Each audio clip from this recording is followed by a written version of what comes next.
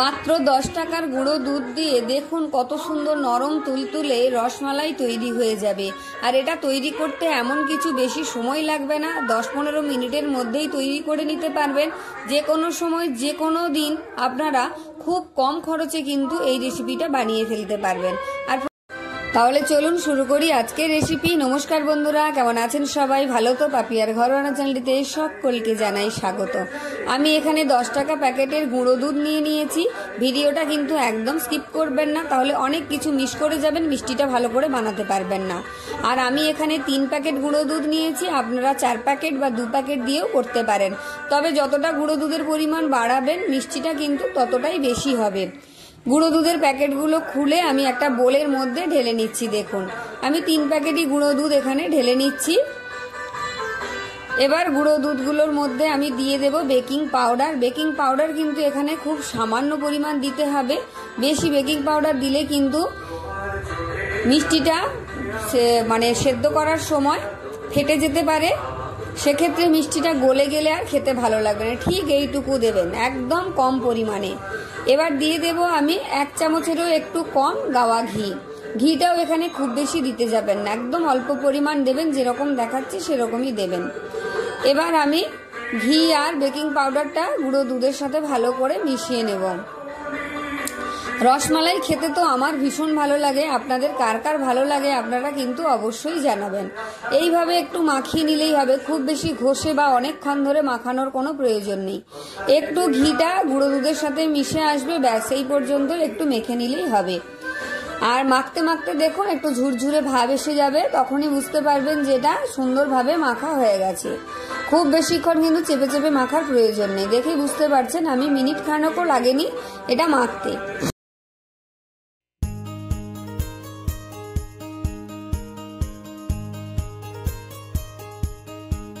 এবার এখানে আমি অল্প কিছুটা লিকুইড দুধ নিয়েছি, এটা লিকুইড দুধ দিয়ে আমি মেখে নেব। আপনারা ডিম দিয়ে করতে পারেন, যেহেতু আমি এটা ডিম ছাড়া করছি তাই অল্প অল্প লিকুইড দুধ দিয়ে এটাকে মেখে নেব। খুব বেশি নরম করব না আর একদম শক্তও করব না, তাহলে মিষ্টিগুলো শক্ত হয়ে যাবে, ভালোভাবে সেদ্ধ হবে না।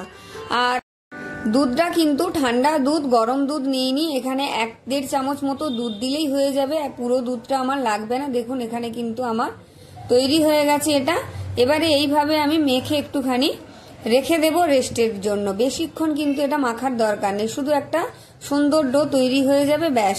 এবার এর থেকে ছোট ছোট করে নিয়ে মিষ্টি তৈরি করতে হবে। তার আগে আমি একটু রেস্টে রেখে দিই। আর হাত যদি একটু চটচটে করে তাহলে একটু ঘি মাখিয়ে নেবেন, তাহলে আর চটচটে ভাবটা থাকবে না।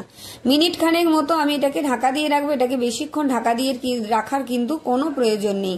ঠিক 1 মিনিট পর আমি ঢাকাটা খুলে নিয়েছি, দেখুন বেশ সুন্দর নরম হয়ে সেট হয়ে গেছে। এবার এর থেকে ছোট ছোট আকারে আমি মিষ্টিগুলো তৈরি করে নেব।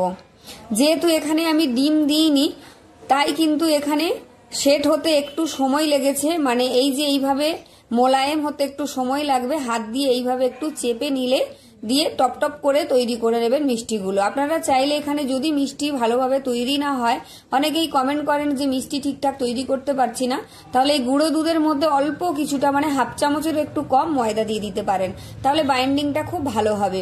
দেখুন এইভাবে আমি গোল গোল করে নিয়েছি। আজকে রসমালাইগুলো আমি গোল গোল করে তৈরি করব, আপনারা চাইলে লম্বা করেও তৈরি করে নিতে পারেন।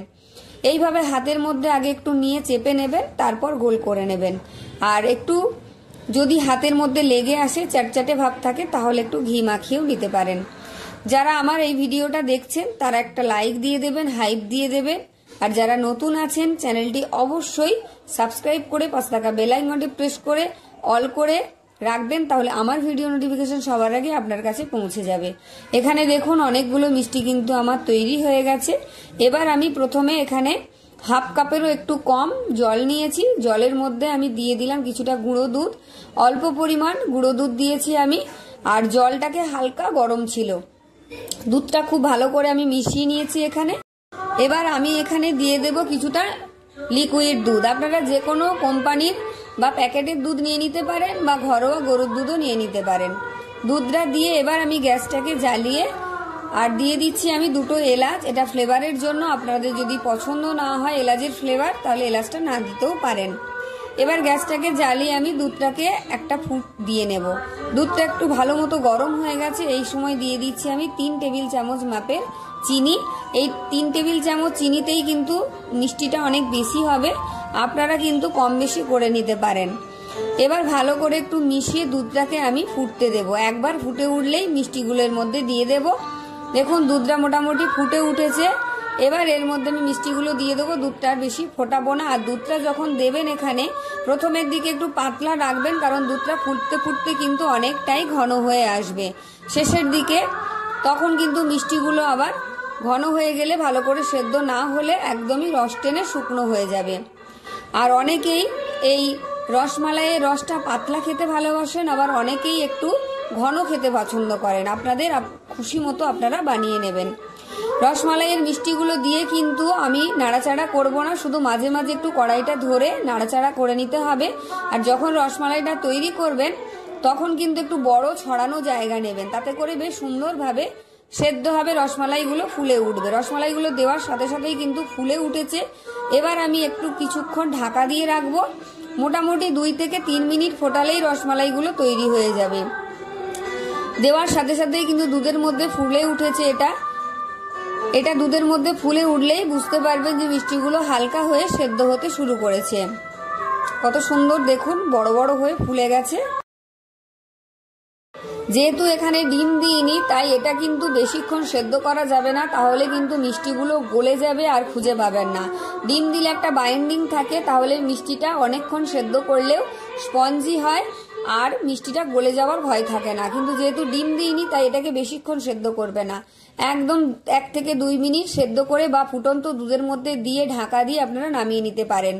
দেখুন এখানে কিন্তু দুধটা ঘন হয়ে এসেছে, মিষ্টিগুলো বেশ সুন্দরভাবে ফুলে সেদ্ধ হয়ে গেছে। এবার এগুলোকে আমি গ্যাসটা বন্ধ করে এটাকে ঢাকা দিয়ে কিছুক্ষণের জন্য রেখে দেব।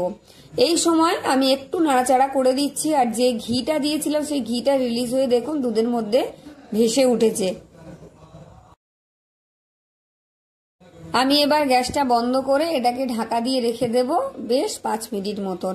তারপর নামিয়ে আপনাদের পরিবেশন করে দেখাচ্ছি। দেখুন কতটা সুন্দর হয়েছে, আর গ্রেভিটাও বেশ ঘন ঘন হয়েছে, মানে মালাইটা বেশ সুন্দর ঘন ঘন হয়েছে। আর মিষ্টিগুলো খুব সুন্দরভাবে সেদ্ধ হয়ে গেছে। যেহেতু এটা খুব গরম তাই আমি হাত দিয়ে দেখাচ্ছি না। দেখুন কতটা সুন্দর হয়েছে।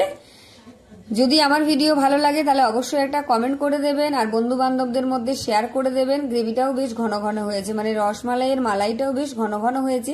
এলাচ দেওয়ার কারণে বেশ সুন্দর একটা গন্ধ বেরিয়ে এসেছে। তাহলে আপনারাও এই উৎসবের মরশুমে বানিয়ে নিন রসমালাই মিষ্টিটা। আর কেমন লাগলো আমার ভিডিও অবশ্যই কমেন্ট করে জানাবেন। দেখা হচ্ছে আবার একটা নতুন কোনো ভিডিও নিয়ে। ততক্ষণের জন্য টাটা। সবাই ভালো থাকবেন, সুস্থ থাকবেন। সকলকে শুভ শারদীয়ার প্রীতি শুভেচ্ছা ভালোবাসা। সকলকে অসংখ্য ধন্যবাদ। আজকের মতো টাটা।